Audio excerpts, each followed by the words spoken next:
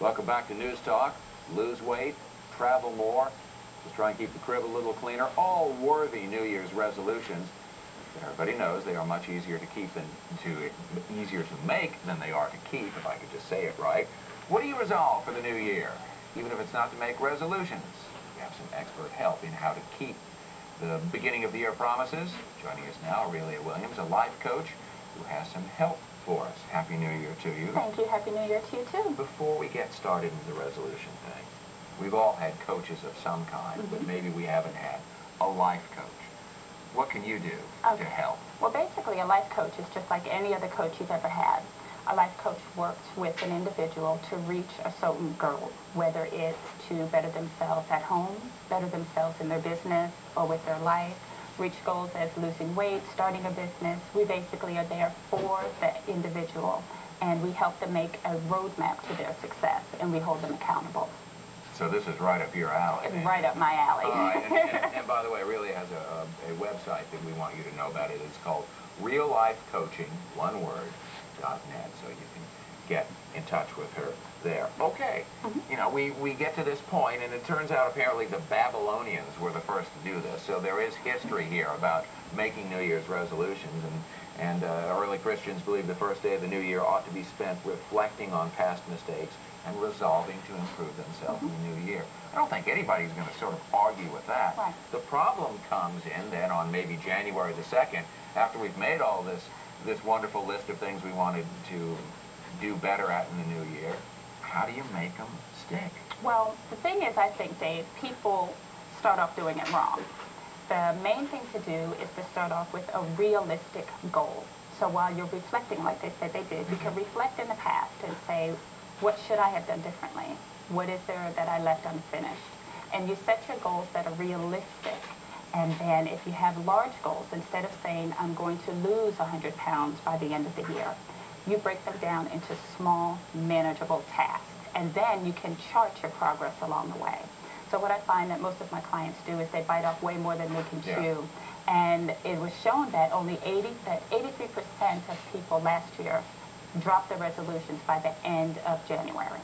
So there is a problem. Yeah, clearly the resolutions that we're making aren't very realistic. Aren't realistic. Or we're not serious when we say we really want to do this. Right. Which is it? Well, it's a little bit of both. A lot of them aren't realistic, and a lot of times we don't take them seriously. We can say we're going to do something. Writing it down on paper is really good. That's one key thing that I always tell my clients to do is write your goals down on paper. Then it exists. Then it exists, and it does two things. You can go back to it and read it, and you can also tweak it. A lot of people think if they have to tweak their goals, then they messed up. And I tell them, no, you didn't mess up. Life happens. Sometimes you have to tweak your goals. So definitely by writing them down, it's actually there, and you can chart your progress. So if you're one that wants to lose weight, after you lose 5 pounds, put that 5 pounds down there so you can see it, and it'll keep you motivated to do more. Yeah, almost nothing is an absolute linear line direct toward success. It's a stair-step kind of a thing, and sometimes it goes down as well as going up, right?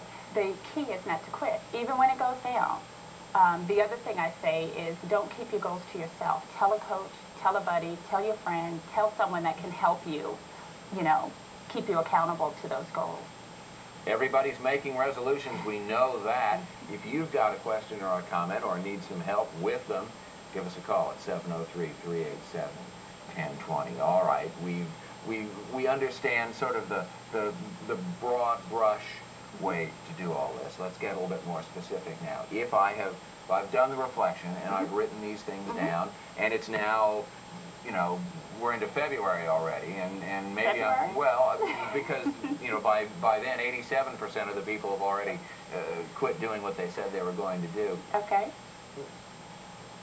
How do you recapture the enthusiasm that you make these things with in the first place? Easily. You go right back. I would suggest that everyone get a notebook, a goal journal, or some sort of journal, and you can date it, and you keep a list of everything that it is that you want to accomplish, big or small. So when you can, if you stop something, that doesn't mean it's dead in the water. You can always go back to it and revisit it. You can always add a little more to it. A lot of times people stop trying their goals because they don't have all the resources they need. You might need help. You might need to see a medical doctor to lose some weight, or might need to see a doctor to get medication to quit smoking. So I would say don't try to do everything on your own also. Don't set yourself up for failure. That goes to the thing you said earlier, too, about tell other people about all this, to bring as many people into it. But if I'm a friend and all of a sudden I feel like I'm kind of being co-opted into your resolutions, how should I approach that as the friend, I think? Because I'm a little worried that if you don't succeed, that maybe I'll get some of the blame for it as well. Well, actually, you can say no. I'm not a good buddy. Okay. You can say I'm not the one to hold you accountable because I'm not good at holding my own goals accountable.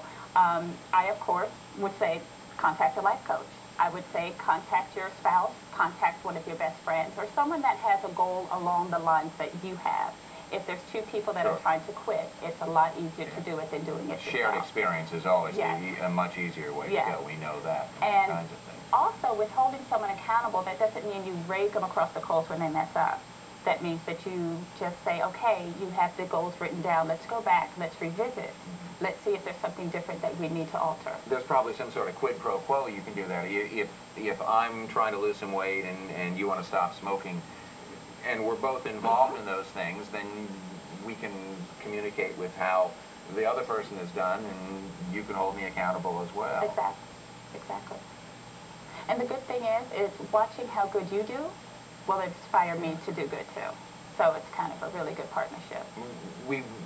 There are all kinds of group activities for a lot of big things in life.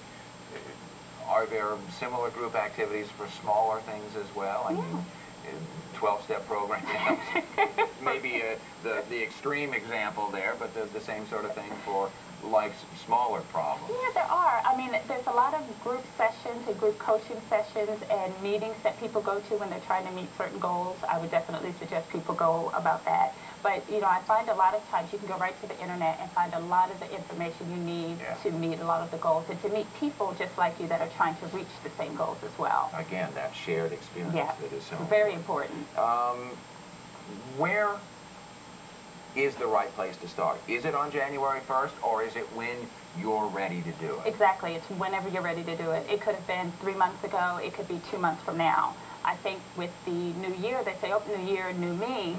Really, it depends on when you're ready. I suggest that people reflect on 2007 first to find out what it is they want to change about it, what they want to add about it, and what they want to totally drop from it before they set their goals up for 08. Because you don't want to bring something you didn't want then into a new year.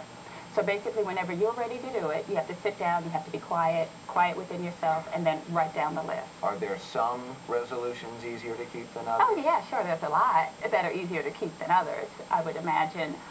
Anything, quitting smoking is one of the hardest ones. I actually did quit. I didn't quit on a resolution, but it was hard. So there's some that are harder to keep. But I think that anyone that sets forth the goal and then has the partnership that they need and the materials they need to make it, I think that anyone can make it. And maybe that's a good way to sort of ease yourself into the big ones, too. If there are a couple of easier things to do, put them at the top of the list. And then work your way down to the tough ones. Great stuff. Aurelia Williams. And again, the website is reallifecoaching.net. Happy New Year. Thank you. Happy New Year to you. When we return, we'll look ahead to tomorrow's News Talk, and we'll check in with Rebecca Cooper. She's got a